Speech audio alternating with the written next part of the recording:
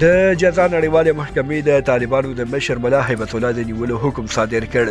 په دې لیست کې د ملا هیبت الله سربیره نور کوم طالب مشران شتون لري او دا امر ولې صادر شوی جزئیات همدلته وګورئ او افغان میډیا چینل سبسکرایب کړئ.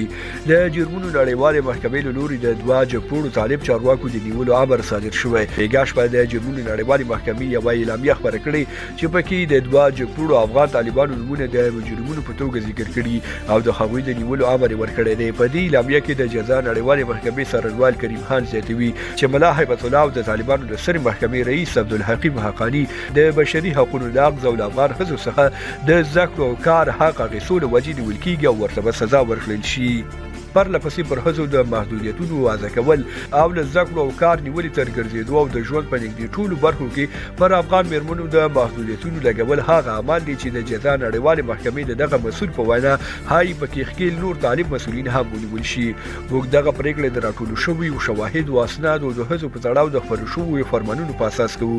وړاندې ویل شوي د جزا نړیواله محکمه به د طالبانو د ټولو مسؤلینو د دغه ډول کړنو او فعالیتونو په اړه خپلو تحقیقاتو ته دوام ورکړي.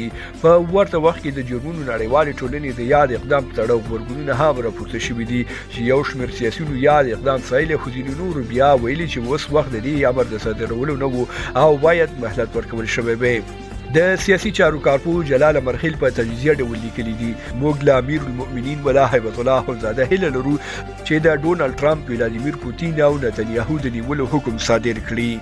ټوله نړۍ هم ماته کړې او بیا یې د نیولو حکم صادروي. امیر المؤمنین به د دوی د نیولو د حکم په صادرولو ورته وښایي چې زور دی که کچالو. د ولسي جرګې پخوانی غړی فوزیه کوفي وایي د ښځو لپاره د طالبانو د مشرانو د نیولو امر صادرول په اوسني کړکېچن او تیاره فضا کې د تازه هوا تنفس دی. نوموړي ویلي هیله لري چې د طالبانو حکومت د پوهنې د وزیر په ګډون د نورو طالب چارواکو په تړاو هم ورته اقدام وشي. بلخوا په بهر کې د افغان ښځو د فانوس غورځنګ غړو